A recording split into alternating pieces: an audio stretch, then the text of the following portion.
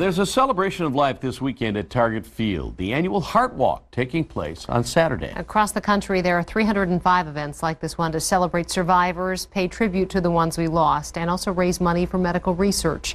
This week, I had the chance to sit down with two survivors who plan to be there.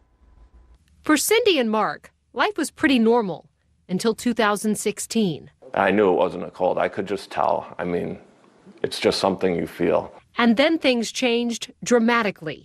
What seemed like a cold turned into something much worse. It was some type of virus that got into my heart somehow. At just under 50 years old, Mark's heart was failing and he would need a transplant. My heart was beating at about 5 to 10% strength. Just sitting at his kitchen table today is a small miracle. Mark got that transplant less than a year ago, but the operation was harrowing, touch and go, and at times close to unsurvivable. The transplant doctor said it was on a scale of 10 to 21. He said it was the hardest transplant he's ever done. An LVAD machine that had been keeping his heart going was wrapped in so much scar tissue that getting it out while getting the new heart in was a challenge for surgeons. It's really emotional to hear that because I still can't believe I'm alive, honestly. Now Mark Pitzley is one of the survivors featured at this year's Heart Walk.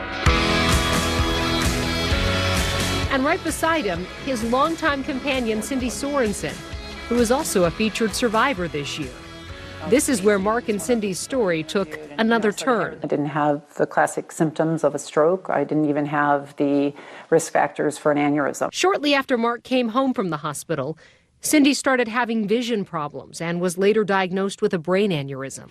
I like to say we're better than ever. I was walking around with a ticking time bomb. Had it burst, I would have been, I was told it would have been life-altering for me. And because Cindy's condition can be hereditary, they also discovered her 19-year-old son has an aneurysm that will be monitored. It's awareness that is potentially life-saving.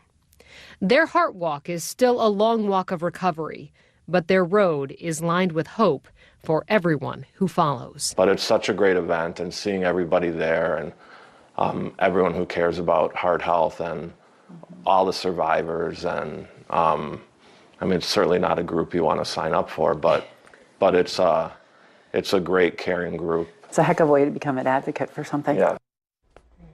And Fox 9 morning meteorologist Keith Marler and I will once again be hosting the Heart Walk this year, again Saturday, kicking off at 8:45. You can register at heart.org/Twin Cities.